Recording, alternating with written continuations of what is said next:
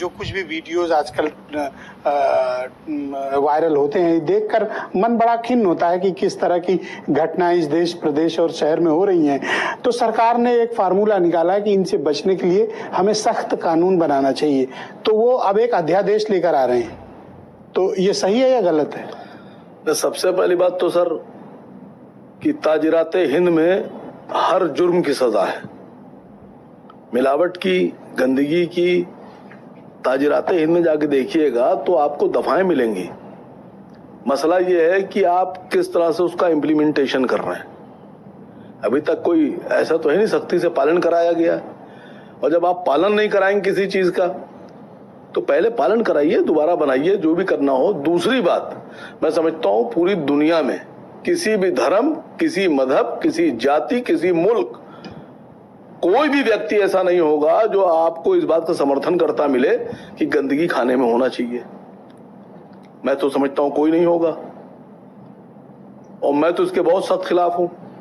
मैंने सुना 10 साल की सजा करने की बात कर रहा, मैं कह रहा हूं सजाए मौत दीजिए, सजाए मौत दीजिए। नहीं ऐसा सुनिए सर, बात को समझिएगा।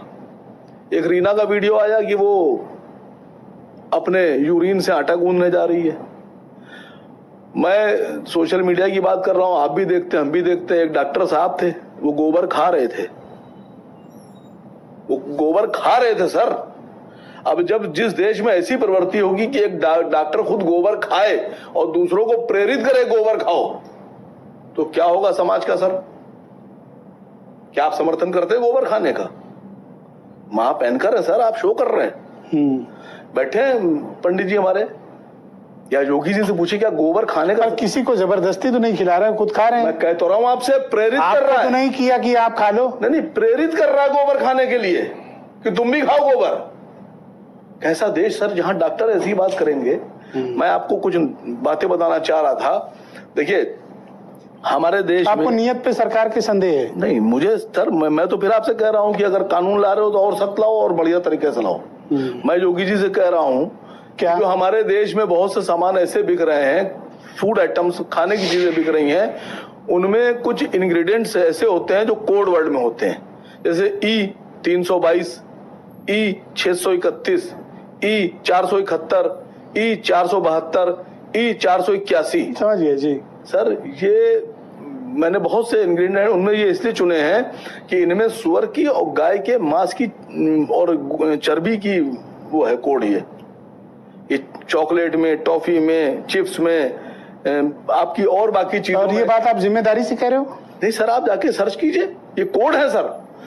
मैंने किसी प्रोडक्ट का नाम नहीं लिया, कई प्रोडक्ट में डाले जाते हैं।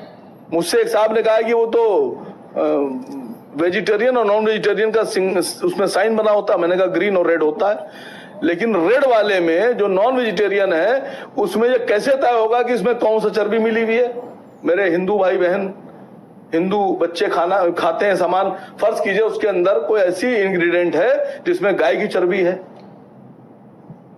और उसमें तो खाली नॉन वेजिटेरियन का लगा हुआ है। अब गाय की चर्बी हमारे अगर हिंदू भाई खाएंगे या नॉन वेज की साइन के ऊपर, लाल गोले के ऊपर अगर सुअर की चर्बी मुसलमानों को खिलाई जाएगी, ये कहां तक जायज है सर? बहुत नाजायज बात है, जहन्नुम मिले उन्हें। समझिए, मेरी बात को समझिएगा। मैं सरकार से कह रहा हूं कि जो लाल गोला है उसमें गोला और लाइए, नीला, पीला, हरा, और उसमें तय हो कि इसमें किस पैकेट पे जो सामान है उसमें गाय की चर्बी मिली है और किसमें सुअर की चर्बी मिली है। तो ला तो रहे हैं एक कानून बहुत सख्त, आप थूके कोई? नहीं, बात थूकने की नहीं हो रही है, बात मूतने की नहीं हो रही है सर। ये तो कोई यूरिन वर्ड का इस्तेमाल कर सर, कोई समर्थन नहीं कर सकता।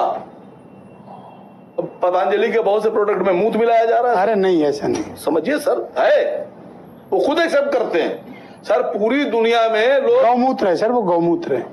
तो सर आपके लिए है ना, हमारे लिए तो मूत है खाली।